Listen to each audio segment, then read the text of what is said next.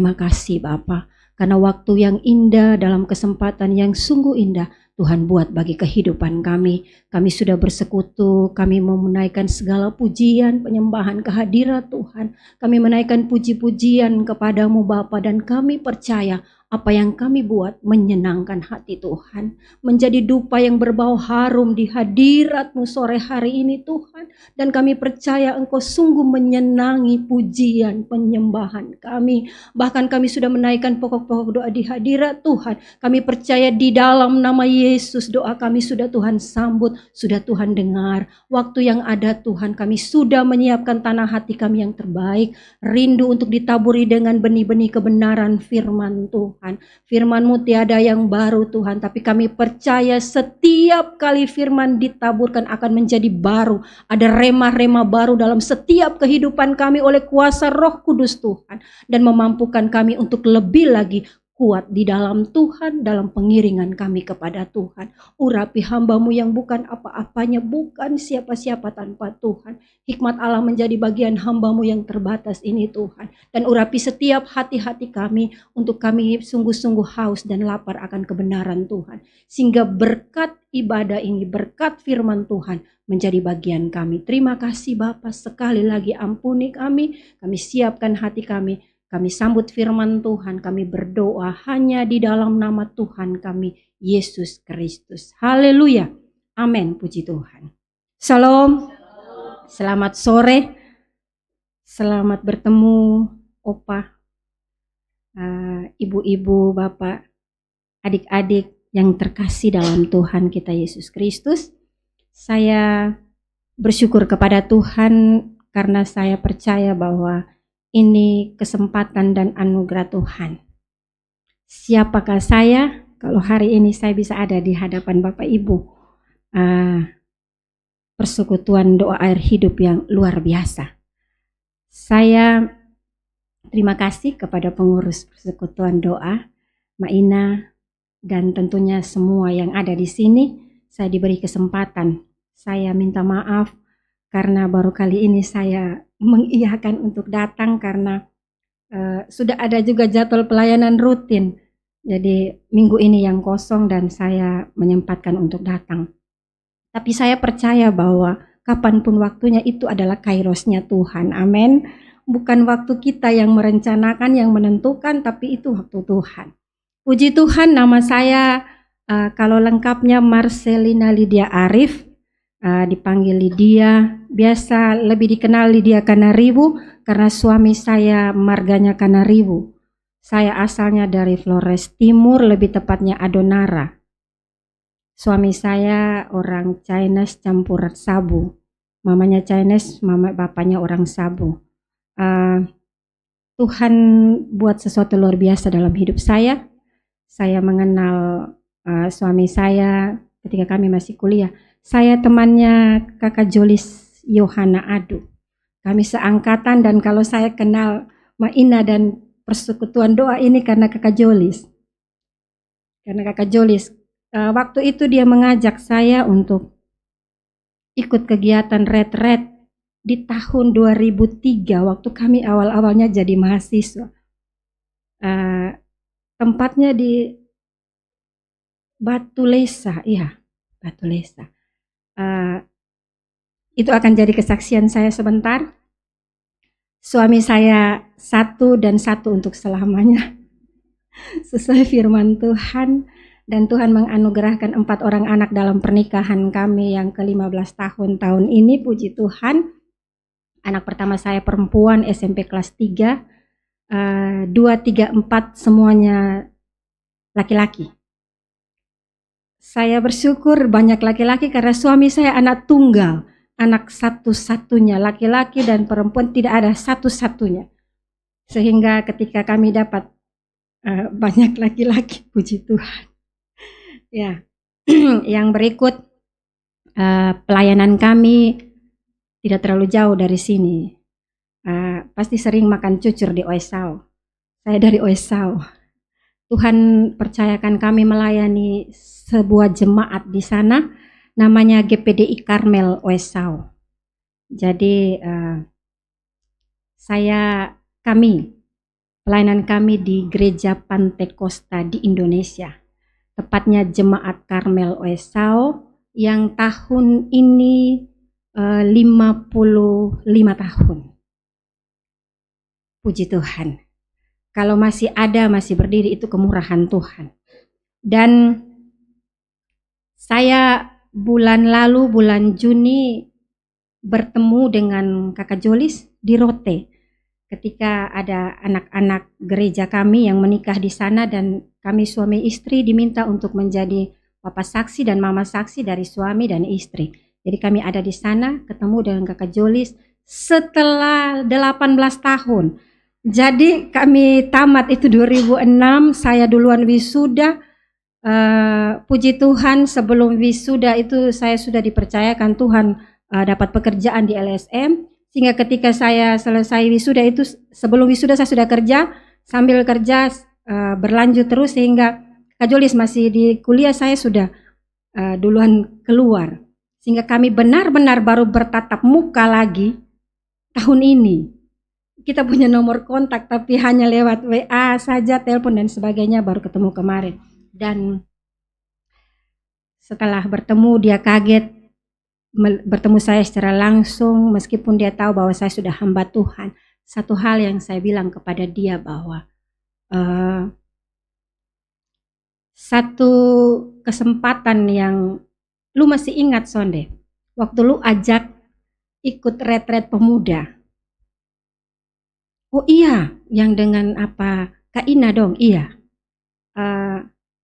Lagu yang dinyanyikan sepanjang perjalanan, ratakan tanah bergelombang, timbunlah tanah yang berlubang.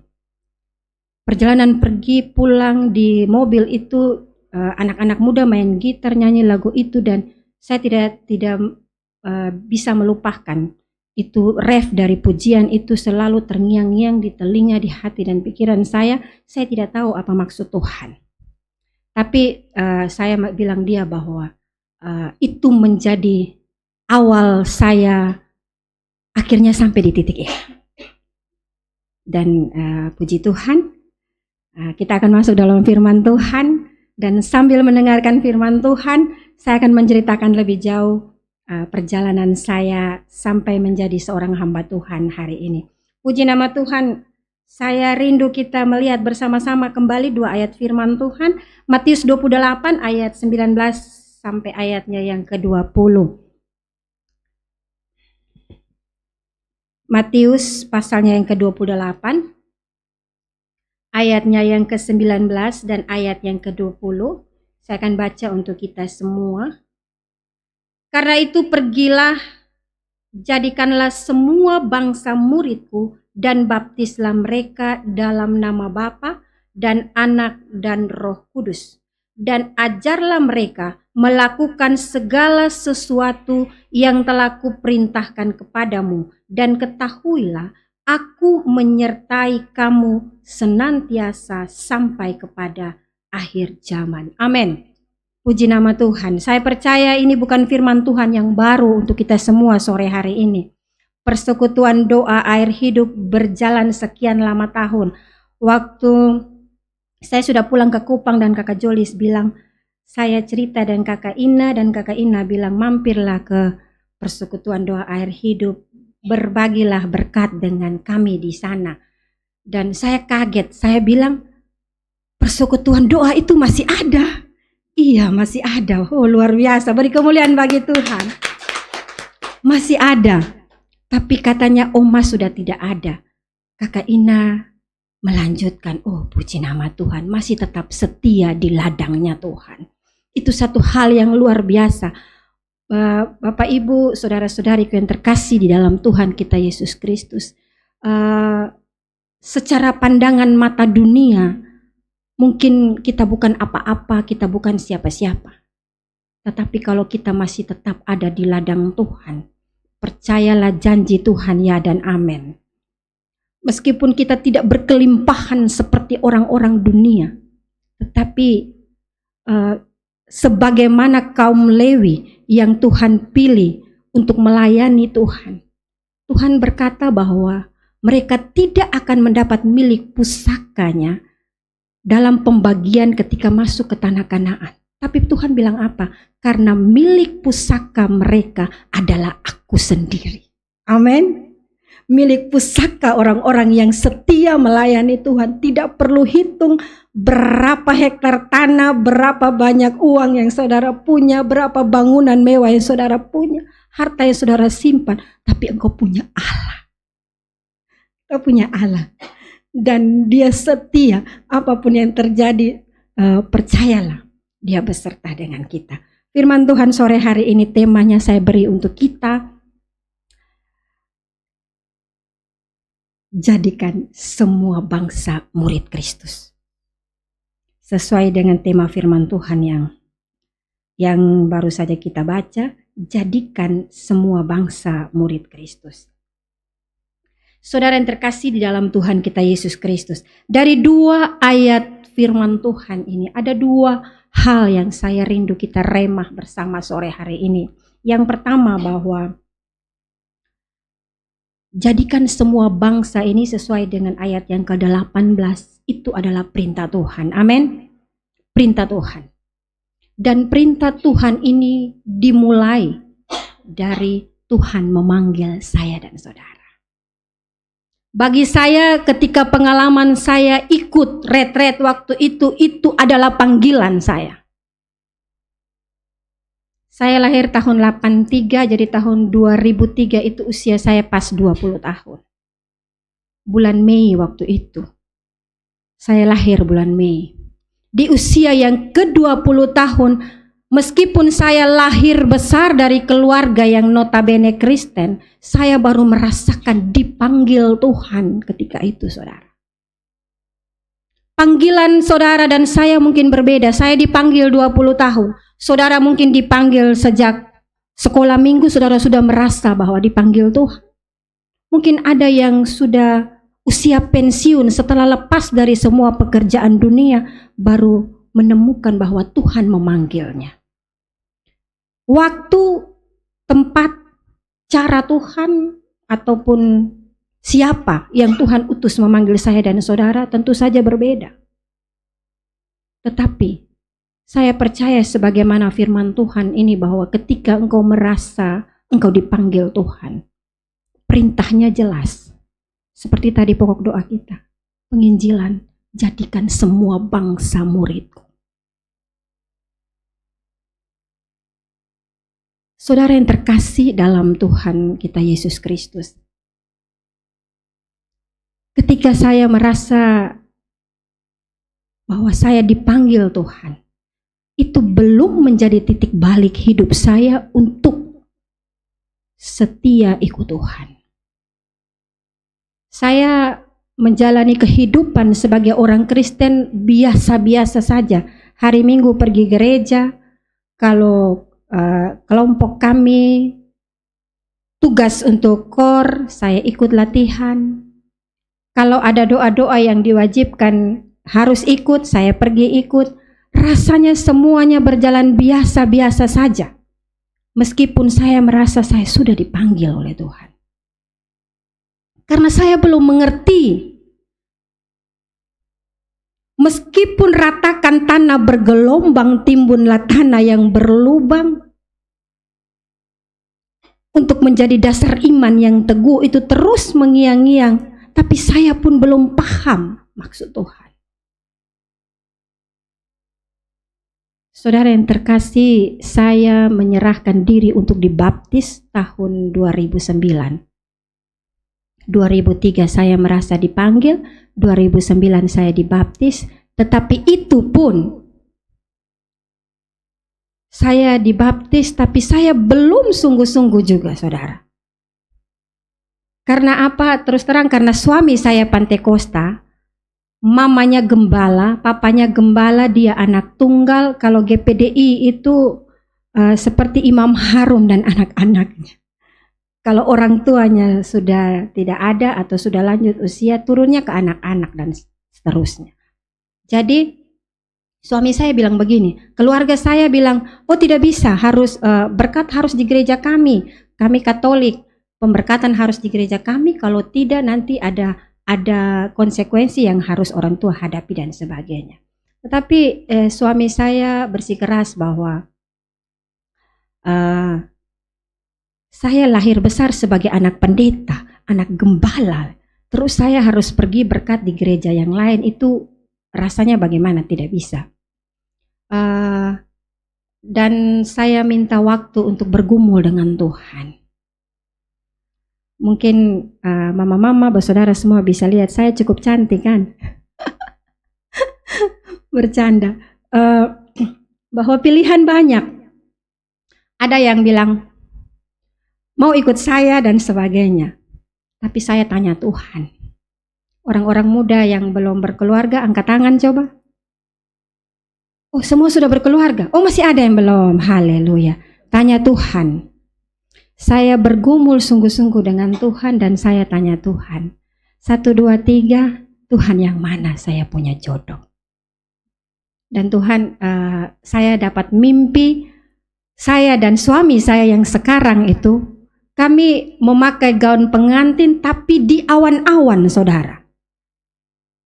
Di awan-awan. Jadi orang dunia bilang begini, orang-orang tua dong bilang kalau belum nikah tapi mimpi so pakai baju pengantin sama-sama tuh sone baik. Iya, atau ketemu orang sini biasa bilang begitu. Itu nanti sone baik, nanti sone jadilah nanti. Tapi saya tanya Tuhan lagi dan Tuhan menetapkan itu di hati saya dan saya memutuskan, saya yang bertanya kepada dia. Mau nikah dengan beta kok sonde? Orang-orang muda kalau sudah lama pacaran kita harus minta kepastian juga ya. Mau nikah dengan beta kok sonde? Terus dia bilang iya, tapi harus dengan aturannya dia. Oke. Dan karena saya percaya bahwa ini jalannya Tuhan untuk saya baru mulai mempelajari, mulai belajar kepercayaannya Pantekosta. Saya baru di tempat kerja, waktu itu saya ditugaskan di Sumba Timur, Barat, dan Barat Daya. Lokasi kerja saya 3 kabupaten. Terus selama saya di sana, saya tidak tahu gereja GPDI, tapi yang terdekat ada GBI, dan karena bilang, oh itu mirip-mirip, jadi saya sering-sering gereja ke sana untuk saya mengenal. Dan 2009 saya putuskan ketika kami akan menikah di bulan September, bulan April saya ambil keputusan saya mau dibaptis. Dan keluarga saya sempat menentang awal-awalnya ketika pertemuan keluarga untuk pernikahan kami ada pertentangan, tapi karena saya berkomitmen akhirnya keluarga saya menyerahkan semua ke tangan kami. Dan saya dibaptis. Saudara yang terkasih dalam Tuhan kita Yesus Kristus, kenapa saya bilang proses panggilan setiap kita setelah dipanggil ada proses. Kenapa? Karena untuk memuridkan, untuk menjadikan bangsa ini murid Kristus, saudara dan saya harus dipenuhkan terlebih dahulu. Amin. Saudara dan saya harus punya bekal, harus punya pengetahuan, harus punya kemampuan. Dan saya percaya bahwa perjalanan saya, 2003 saya merasa dipanggil, 2009 saya sudah dibaptis, tapi saya belum terlibat dalam pelayanan. Kenapa? Tuhan sedang memenuhkan saya. Tuhan sedang mempersiapkan saya sampai saya benar-benar siap menjadi pribadi yang di hadapan Tuhan ini murid Kristus yang sudah bisa untuk memuridkan.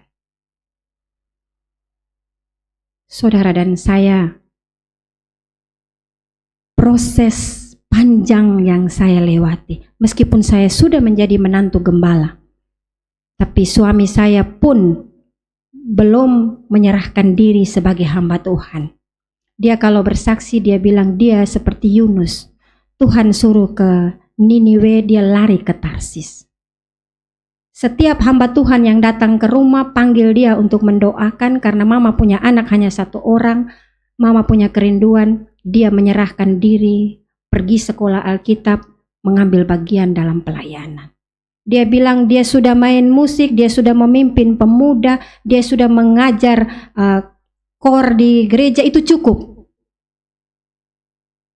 Jadi kemudian waktu itu dia sebagai pengusaha yang kecil-kecilan, dan dia yakin bahwa kehidupannya sebagai pengusaha lebih diberkati Tuhan. Dia melihat perintisan orang tua dari nol, dan dia merasa jadi hamba Tuhan ini susah. Jadi hamba Tuhan ini uang sone ada. Jadi hamba Tuhan terkadang harus makan kosong.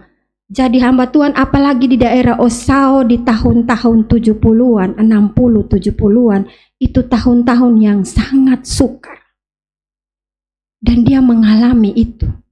Terkadang tidak ada makan sama sekali, hanya makan jagung saja. Sehingga ketika dia dewasa dan diminta untuk jadi hamba Tuhan, dia tidak mau jadi hamba Tuhan.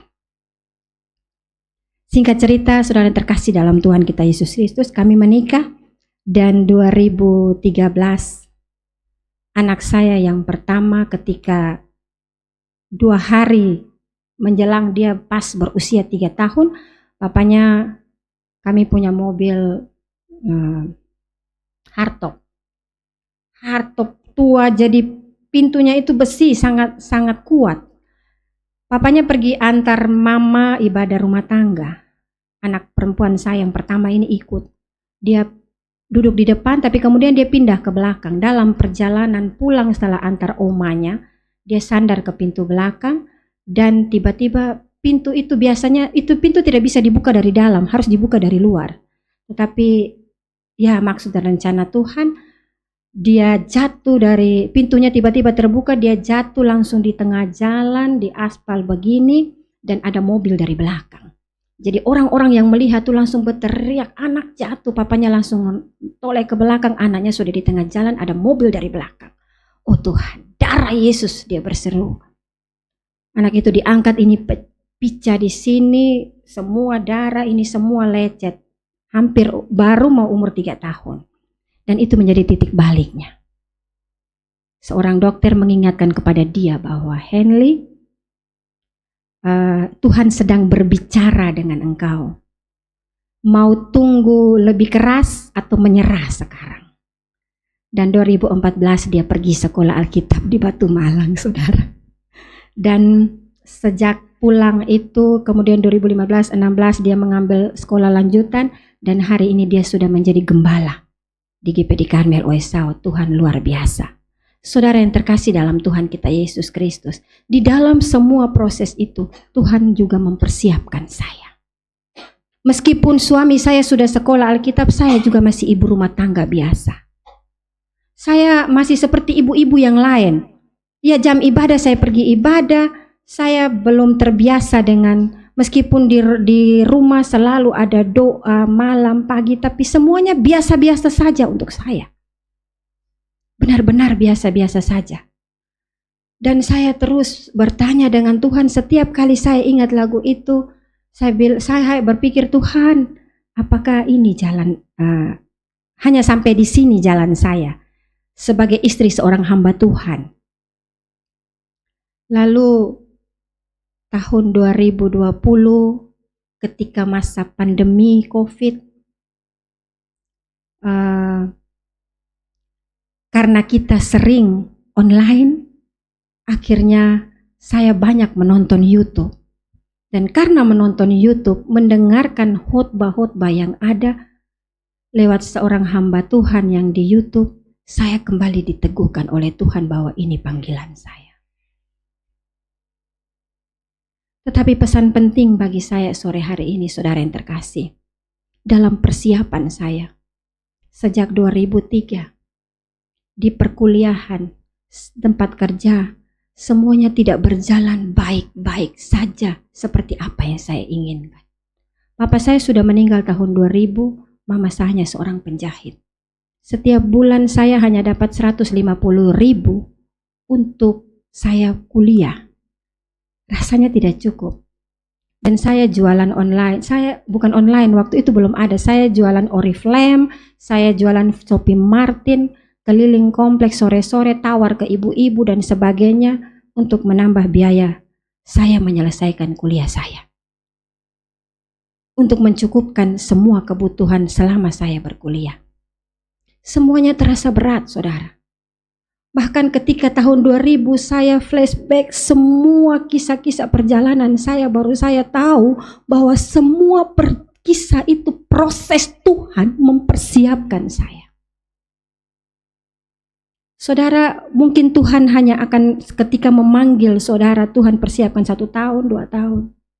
Saya merasa waktu bagi saya sangat panjang. 2003 saya dipanggil, merasa dipanggil.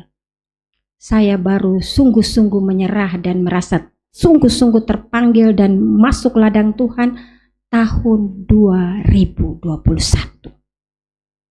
Jadi saya masih sangat muda sebagai hamba Tuhan. Tetapi ketika saya sekali lagi melihat semua perjalanan saya, dari satu proses ke proses yang lain, Tuhan menolong saya dengan luar biasa. Ketika almarhum papa saya masih ada, saya punya cita-cita. Waktu itu saya SMA di Momere, saudara yang terkasih. Cita-cita saya mau kuliah itu di Malang, sama-sama teman-teman saya yang kawan akrab. Jadi kami sudah cari-cari, oh nanti ketemu kuliah di sana, sudah cari-cari nanti kos di mana dan sebagainya. Tetapi sebelum saya tamat, Tuhan panggil bapak saya dan itu bagi saya selesai sudah saya punya cita-cita. Tapi saya tetap bersikeras, saya tetap harus kuliah. Mama saya bilang, bapak baru meninggal, kita tidak punya biaya dan sebagainya. Tetap saya bilang, saya mau kuliah. Di mana juga saya kuliah. Dan saya datang Kupang naik feri dengan seorang teman. Dan untuk biaya awal kuliah saya, kios kecil mama saya harus dijual ya waktu itu dengan harga 1,5 juta, saudara. Sebagai biaya awal, saya masuk Undana. Dan 1 tahun setelah itu mama saya memutuskan dari Adonara. Mama saya orang Atambua, memutuskan untuk pulang ke Atambua. Dan mama saya memulai untuk menjahit. Jahitan di tahun saya masih kuliah itu, mama juga ikut orang. Jadi 1 baju itu dapatnya 10.000, saudara. 1 baju kalau habis dijahit, kasih ke bosnya, terus nanti catat. 1 bulan hitung, ini bulan mama jahit berapa baju. Kalau 10 dapat 100, kalau bisa berhasil 15. Jadi terkadang kalau tidak cukup 150, mama harus pinjam lagi dari bosnya. Tolong kasih lebih karena mau kirim ke si anak Lydia dan sebagainya. Itu proses yang luar biasa bagi saya. Tuhan mengajarkan saya untuk bersabar, untuk berharap kepada Tuhan. Untuk percaya bahwa kalau kita sungguh-sungguh mau ikut Tuhan, Tuhan tidak pernah kecewakan. Tuhan tidak pernah tinggalkan. Saudaraku yang terkasih dalam Tuhan kita Yesus Kristus, saya belajar untuk bagaimana bersabar. Saya belajar sebelum melayani Tuhan. Tuhan ajar saya untuk bagaimana bersabar. Tuhan ajar saya untuk bagaimana berpada dengan apa yang ada. Bukan pasrah ya. Berpada itu bukan pasrah, tapi benar-benar kita menyesuaikan diri dengan kondisi yang kita punya. Kita tidak berusaha untuk harus lebih, harus sama dengan orang lain dan menghalalkan segala cara. Saya di gereja kami, saya mengingatkan ini kepada anak-anak muda kami. Karena apa? Hari-hari ini anak-anak muda untuk tampil bagus, untuk supaya bisa gaul, menghalalkan segala cara. Di rumah orang tua hanya bisa ketong hanya makan nasi dengan lawar tomat, tapi kalau di kampus harus wow. Orang tua petani yang tanam sayur, jual sayur baru dapat uang untuk ongkos bemo ke kampus. Tapi di kampus kita makan gayanya sudah seperti anak-anak orang kaya. Saya mengingatkan untuk Tuhan ajar saya untuk berpada. Bahwa ini kemampuan saya. Ini penghasilan mama saya dan ini harus selesai. Setelah saya berhasil menyelesaikan kuliah saya, bahkan sebelum selesai, ketika saya masih sementara penelitian, saya melamar di usaha dagang, saudara. Karena tidak harus pergi kuliah lagi, hanya tinggal penelitian. Saya kerja di UD. Itu gaji saya 1 bulan 350.000 dan tiap hari saya dapat uang bemo 6.000. Karena waktu itu bemo 3.000 pergi, 3.000 pulang. Dapat PP. Saya kerja di UD. Sekali lagi di sana saya belajar untuk merendahkan diri. Untuk merendahkan diri. Keluarga saya masih campuran orang Cina juga. Dan ketika saya bekerja pada orang Cina, ketika saya merasa saya juga ada turunan Cina, ada gengsi. Tapi di tempat pekerjaan itu saya belajar merendahkan diri. Karena apa? Makan di belakang sama-sama dengan pengerja-pengerja yang lain. Duduk di belakang, duduk jongkok, terus makan di piring plastik yang semua ada di situ. Ketong sonde pernah makan yang blebe, pokoknya hanya nasi dan sayur tok dan sambal. Seperti itu setiap hari. Dan di situ saya belajar merendahkan diri. Merendahkan diri. Setiap hari harus naik ke itu box, cek barang. Nanti otonya pulang, ada nota-nota yang dibawa, stok barang sisa di oto, naik lagi di box, cek lagi, seperti itu. Dari sana kemudian saya bertemu dengan saya pergi ke tempat kakak saya yang bekerja di yayasan lokal, dan puji Tuhan tempat itu membutuhkan orang pertanian untuk mendampingi kelompok petani di Biboki Selatan. Biboki Selatan ini daerah Wini. Saya pernah bekerja di sana ketika saya masih belum habis kuliah, sementara penelitian, saudara. Dan saya menganggap itu sebagai berkat yang luar biasa. Karena tawaran gaji saya dari yang di UD 350.000, di yayasan ini saya dapat 750.000. Saya, haleluya. Ini gaji yang bagi saya ini sudah, terus saya bukan lagi orang yang kerja di belakang seperti itu, makan di belakang, tapi ini saya nih sekarang jadi karyawan di sebuah yayasan lokal, puji Tuhan. Dan saya minta berhenti dari kantor itu Aci mengamuk, marah-marah. Iya, saudara Aci kasar sekali.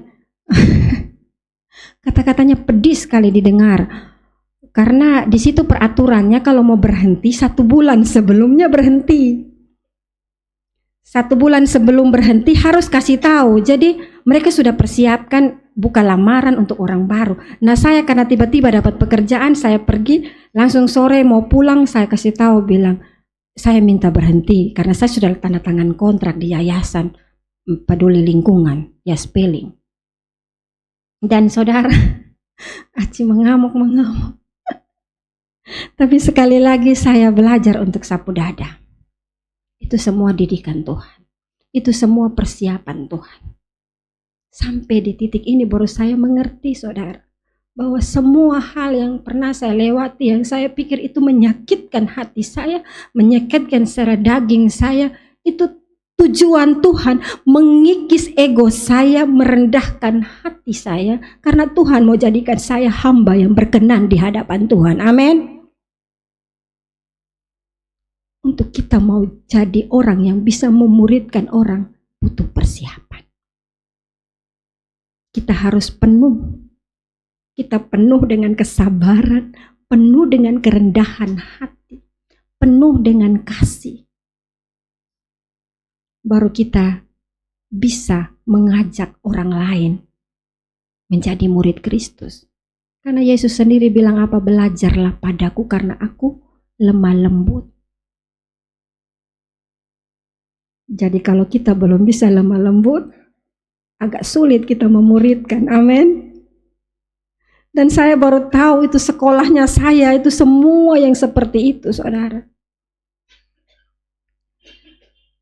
Tahun 2018 ketika bertemu dengan beberapa hamba Tuhan dalam satu kegiatan, mereka bilang begini, ketika kami kegiatan, Karena saya punya pengalaman dari LSM, saya bisa memimpin untuk kegiatan acara-acara, kemudian mereka bilang saya begini, Kak Nisu bisa jadi pemimpin, tapi saya sapu dada, oh Tuhan, masih terlalu jauh. Karena saya percaya bahwa bukan hanya dari titik itu kita bisa menjadi seorang pemimpin. Lebih lagi kita harus mempersiapkan diri. Lebih lagi saudara. Dan ketika waktu demi waktu berlalu, ketika suami saya juga sudah menyerah, dan ketika pandemi COVID itu datang, saya mendengar firman Tuhan di YouTube, saya diteguhkan oleh Tuhan. Dan saya memutuskan, saya mau sekolah Alkitab. Puji Tuhan, 2021 sampai 2024 Juni kemarin, saya menyelesaikan tingkat 2 sekolah Alkitab saya. Dan hari ini saya berdiri di hadapan Bapak, Ibu, Saudara yang terkasih dalam Tuhan kita Yesus Kristus. Saya sudah punya gelar sebagai hamba Tuhan, tetapi saya percaya sekali lagi itu hanya kemurahan Tuhan. Dari proses ke proses, Tuhan bawa. Kita harus penuh. Dan cara Tuhan memenuhkan saya dan saudara melalui setiap proses dalam kehidupan kita. Jangan mundur. Jangan takut. Karena kalau Tuhan izinkan, Tuhan beserta. Ketika saya di Sumba, banyak sekali hal yang saya alami yang, oh Tuhan, secara daging saya mau menyerah. Tetapi waktu itu mama saya sering sakit-sakit, masuk keluar rumah sakit, butuh biaya. Saya tidak boleh menyerah karena ada yang harus saya biayai. Jadi saya merasa bahwa oh Tuhan luar biasa, Tuhan mempersiapkan saya. Dan ketika hari ini saya sudah menjadi hamba Tuhan, saya fokus ke konseling ibu-ibu dan pemuda remaja. Ketika mereka datang dengan berbagai persoalan, saya tahu kata-kata apa yang harus saya sampaikan kepada mereka. Karena saya sudah melewati semuanya bertahun demi tahun. Sejak saya kehilangan papa, saya kuliah, sampai saya bekerja, begitu banyak hal yang Tuhan izinkan saya lewati. Dan ternyata semua itu adalah persiapan Tuhan. Supaya hari ini ketika ada ibu-ibu yang datang, Malit, begini-begini. Saya tahu apa yang harus saya sampaikan kepada mereka. Jadi ketika Tuhan perintahkan kita, jadikan semua bangsa muridku. Diawali dengan panggilan. Setelah panggilan, Tuhan belum suruh pergi. Tuhan persiapkan saya dan saudara. Siapkan dulu semua, penuh, baru Tuhan lepas, pergi.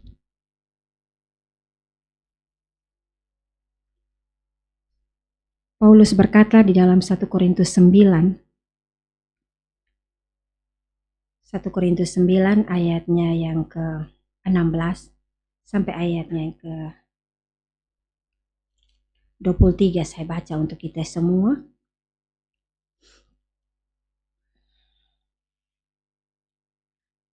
Karena jika aku memberitakan Injil, aku tidak mempunyai alasan untuk memegahkan diri, sebab itu adalah keharusan bagiku. Celakalah aku jika aku tidak memberitakan Injil.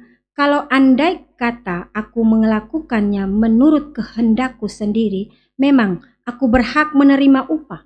Tetapi karena aku melakukannya bukan menurut kehendakku sendiri, pemberitaan itu adalah tugas penyelenggaraan yang ditanggungkan kepadaku.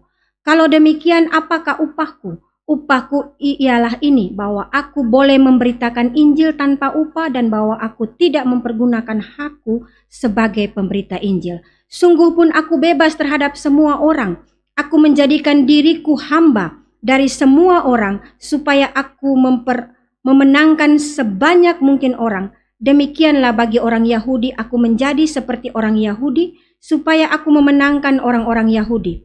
Bagi orang yang hidup di bawah hukum Taurat, aku menjadi seperti orang yang hidup di bawah hukum Taurat. Sekalipun aku sendiri tidak hidup di bawah hukum Taurat, supaya aku dapat memenangkan mereka yang hidup di bawah hukum Taurat. Bagi orang-orang yang tidak hidup di bawah hukum Taurat, aku menjadi seperti orang yang tidak hidup di bawah hukum Taurat, sekalipun aku tidak hidup di luar hukum Allah.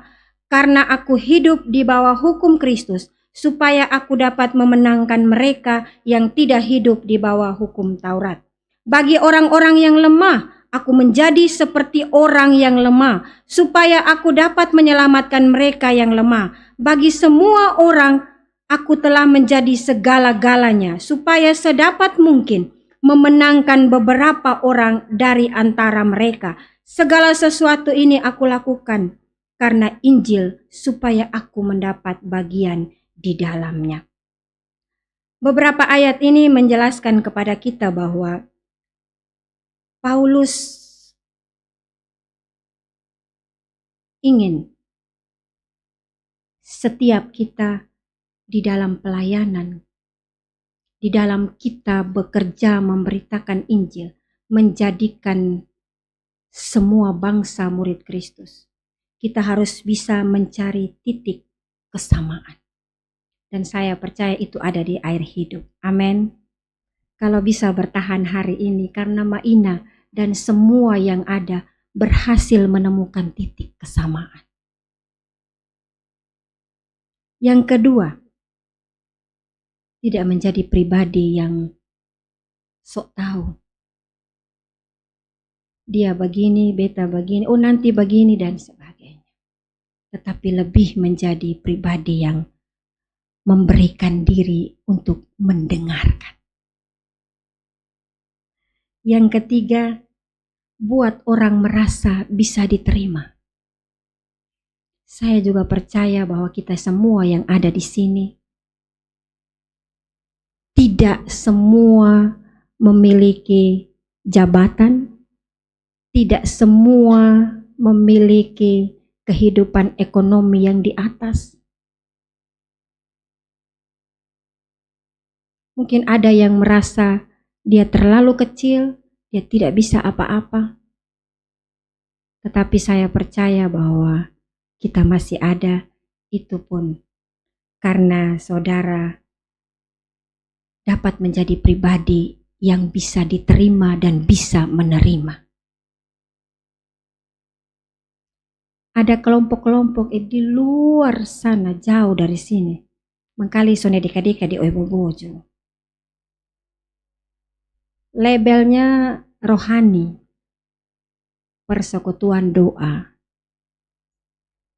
Kelompok ini, kelompok itu. Mereka duduk berdoa memuji menyembah Tuhan. Selesainya apa? Lu so dengar kok belum?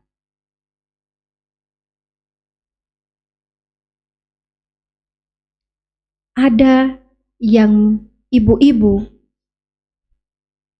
mengajak, tujuannya benar, ini memuridkan, mau jadikan semakin banyak orang-orang menjadi murid Kristus. Tetapi datang nanti pakai baju merah ya, hari ini. Besok baju kuning ya, bawahannya ini. Saudara, kelompok itu menjadi seperti kelompok sosialita.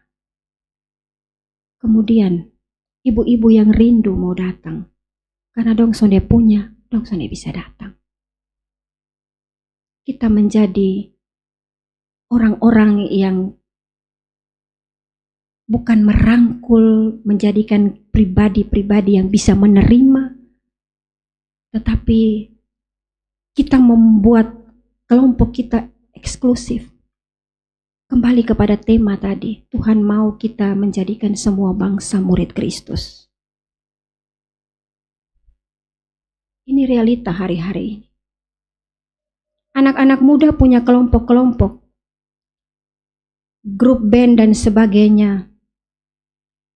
Lagu-lagunya rohani, tetapi gayanya gaya dunia.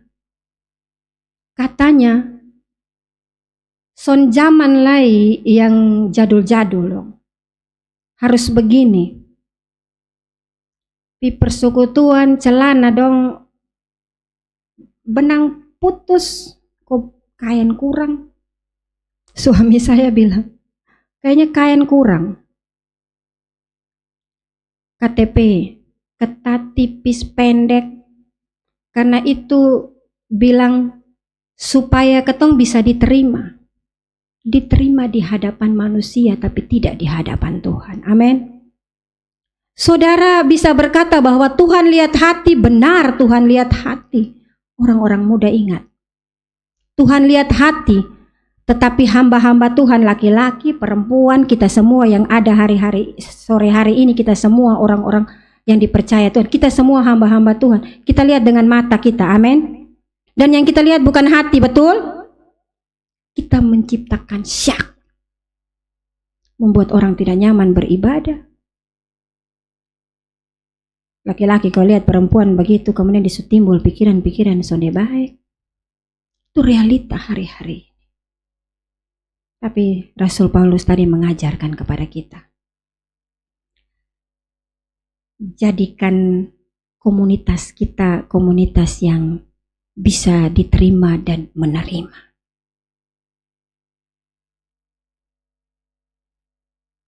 Jangan eksklusif. Karena Tuhan Yesus sendiri bilang bahwa aku datang bahkan untuk yang paling hina. Saudara yang terkasih dalam Tuhan kita Yesus Kristus, tugas menjadikan semua bangsa murid Kristus bukan hanya tugas orang-orang yang berdiri di mimbar ini. Bukan hanya tugas kami yang sudah sekolah Alkitab. Bukan hanya tugas romo pastor yang sudah ditabis. Tetapi tugas kita semua. Amin. Kalau engkau sudah ada di sini, sudah kuat. Kuatkan keluargamu untuk datang. Hari ini 20 orang, minggu depan 40. Amin. 40, kalau bawa satu-satu lagi 80. Semakin banyak, itu yang Tuhan mau. Jangan egois. Apa yang Paulus katakan tadi menunjukkan bahwa dia tidak egois, saudara. Kita semua tahu siapa Paulus. Orang pintar, muridnya Gamaliel. Apa yang dia tidak punya?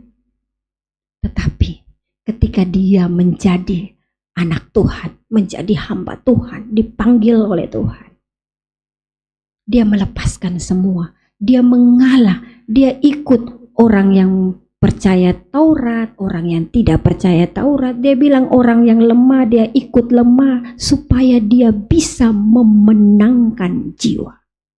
Dan itu yang Tuhan mau. Tuhan mau. Saya percaya bahwa apa yang Tuhan taruh di hati saya menjadikan saya menopang suami dalam pelayanan untuk memenangkan jiwa-jiwa bagi nama Tuhan. Demikian juga kita semua yang ada di persekutuan doa air hidup. Keluar di tempat kuliahmu, di tempat kerjamu. Tunjukkan kalau saya anak Tuhan. Karena hal kedua dari 2 ayat ini, ada kuasa Tuhan yang akan menyertai saya dan saudara setelah kita diberi kemampuan untuk memuridkan. Kisah Rasul 1 ayat 8. Tetapi kamu akan diberi kuasa apabila Roh itu turun atas kamu. Roh Kudus akan memampukan saya dan saudara. Karena ayat 20 Tuhan berkata bahwa aku akan menyertaimu sampai akhir zaman. Injil Yohanes mencatat sebelum Tuhan naik ke surga, apa janji Tuhan? Tuhan tidak bisa tetap tinggal bersama-sama saya dan saudara, tapi janjinya, aku akan aku akan kembali kepada Bapa, aku akan minta kepada Bapa dan Ia akan mengirim seorang penolong bagimu, yaitu Roh Kudus. Dan jika roh itu ada, saudara mungkin bilang bahwa, aduh bepun saudara nih, besu berdoa putus kayu batu su bertahun-tahun. Belum Jo. Ada kairosnya Tuhan. Ada kairosnya Tuhan dalam setiap kehidupan saya dan saudara. Tetapi percayalah, ketika Roh Kudus memampukan saya dan saudara, Roh Kudus ada dalam kehidupan saya dan saudara, memperlengkapi saya dan saudara, menyempurnakan setiap kemampuan yang sudah dipenuhkan dalam kehidupan saya dan saudara mampu membawa jiwa-jiwa lebih banyak kepada Tuhan. Sehingga pesan Tuhan, jadikan sebuah bangsa muridku, akan terpenuhi lewat kehidupan kita semua. Jangan berkecil hati, saudara yang terkasih dalam Tuhan kita Yesus Kristus. Saudara mungkin berpikir, kenapa kok beta harus? Karena sejak awal saya dan saudara, Tuhan mau kita menjadi murid-muridnya, meneladani Kristus. Teladan yang mana? Tuhan panggil saya dan saudara, dan Tuhan mau saya dan saudara menjadi saksi untuk membawa orang lain lebih banyak kepada Tuhan. Menjadi saksi, artinya hidup saya dan saudara akan seperti buku yang terbuka. Menjadi saksi bukan berbicara ketika kita berdiri dan berkhotbah, saudara. Saudara mungkin akan melihat saya dan berkata bahwa mungkin saja ya, dia khotbah baik, dia begini, begitu. Tetapi mungkin saja saya sedang berdusta di hadapan saudara. Betul? Mungkin saja, saudara, kalau saya tidak dituntun oleh Roh Kudus. Tetapi saudara harus melihat setiap kehidupan kita, lihat di luar sana. Banyak orang bisa luar biasa di hadapan Tuhan. Tidak bisa dipungkiri, saudara. Hari-hari ini kenyataan. Ada pelayan-pelayan Tuhan, WL, pemain musik, singers, lesbian, homo, ada, saudara. Karena apa? Tidak dipimpin oleh Roh Kudus. Memberi diri dipimpin oleh roh dunia, mau yang rasanya enak secara daging.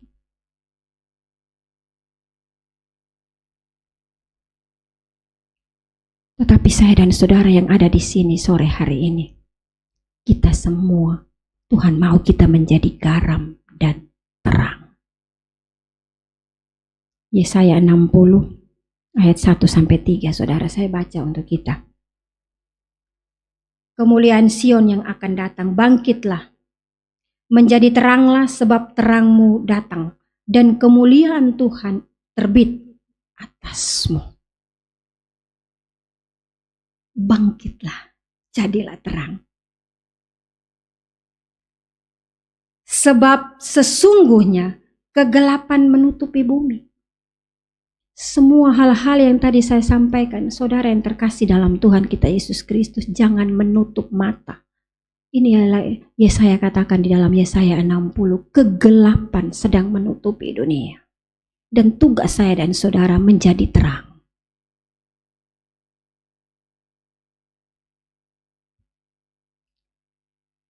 Sebab sesungguhnya kegelapan menutupi bumi dan kekelaman menutupi bangsa. Kita dipanggil jadikan murid supaya jangan ada lagi kegelapan, jangan ada lagi kegelapan menutupi bangsa-bangsa. Tetapi terang Tuhan terbit atasmu. Amin. Terang Tuhan terbit atas kita semua sore hari ini. Amin. Dalam setiap persekutuanmu percayalah, setiap hari engkau akan bertambah terang. Katakan amin. Dan biarlah terangmu itu dilihat oleh banyak orang. Dan meskipun engkau tidak bisa berkhotbah, engkau hanya bisa berdoa, tetapi lewat kehidupanmu, karena engkau menjadi saksi. Bukan sakti ya. Kalau petapa turun gunung, sakti toh. Tapi saya dan saudara sebagai anak Tuhan, Tuhan mau kita menjadi saksi. Karena kalau kita menjadi sakti, yang kita tunjukkan adalah kehebatan kita. Karena su sakti, karena su turun gunung, su habis bertapa. Tetapi kalau kita menjadi saksi, nama Tuhan yang dimuliakan. Amin. Karakter Kristus yang nampak dari setiap kehidupan saya dan saudara. Dan orang akan melihat itu. Yang mana lemah lembut, penuh kasih, bisa merangkul, bisa mendengar, mengasihi. Penting sekali mengasihi karena kita tidak bisa berbuat apa-apa kalau kita tidak punya hati kasih. Saya mendengar saudara punya pelayanan di rumah sakit dan sebagainya. Dan itu ada karena saudara mengasihi jiwa-jiwa. Amin. Saudara mengasihi jiwa-jiwa. Terus pupuk itu di dalam persekutuan doa air hidup. Saya percaya bahwa persekutuan doa air hidup ini sebagaimana air mengalir. Persekutuan doa ini akan terus hidup. Karena saya percaya sampai selama-lamanya air tidak akan pernah kering di bumi ini. Amin. Jadi persekutuan doa air hidup akan tetap hidup meskipun usia saudara akan bertambah tua, tetapi sebagaimana perintahnya, jadikan sebuah bangsa muridku, bawalah jiwa-jiwa muda untuk menjadi regenerasi kita supaya air hidup tetap mengalir. Amin. Kalau hari ini mama-mama yang baru datang, ajak bapak-bapak besok-besok. Ajak anak-anak. Saudara bilang, aduh, beta ajak mam. Sudahlah, keselamatan kerjakan masing-masing. Betul saudara, keselamatan dikerjakan masing-masing orang. Tetapi jangan lupa, amanat Tuhan untuk semua orang. Ini bukan hanya untuk para imam, tapi untuk semua orang yang sudah percaya, semua orang yang sudah mendengarkan firman Tuhan, semua orang yang percaya bahwa Yesus Kristus adalah Allah, harus juga memberitakan Injil lewat setiap kehidupan kita. Supaya lebih banyak orang percaya kepada Tuhan. Banyak orang Kristen, saudara. Saya sendiri orang Kristen sejak lahir, dari orang tua saya.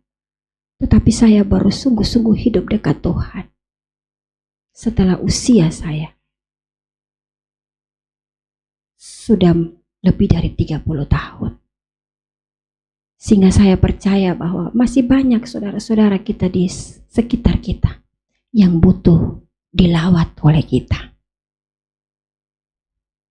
Sehingga mereka pun akan menjadi murid Kristus sebagaimana doa-doa tadi menjadi murid-murid Kristus yang militan di dalam Tuhan. Amin. Puji nama Tuhan. Saya tidak panjangkan firman Tuhan bagi kita sore hari ini. Tapi saya percaya bahwa bangsa-bangsa akan berduyun-duyun datang kepada terangmu. Dan raja-raja kepada cahaya yang terbit atasmu. Amin. Haleluya. Puji nama Tuhan. Kalau saya boleh menyanyikan lagu penutup, mahkota kehidupan. Tak akan pernah kusesali mengiring Yesus.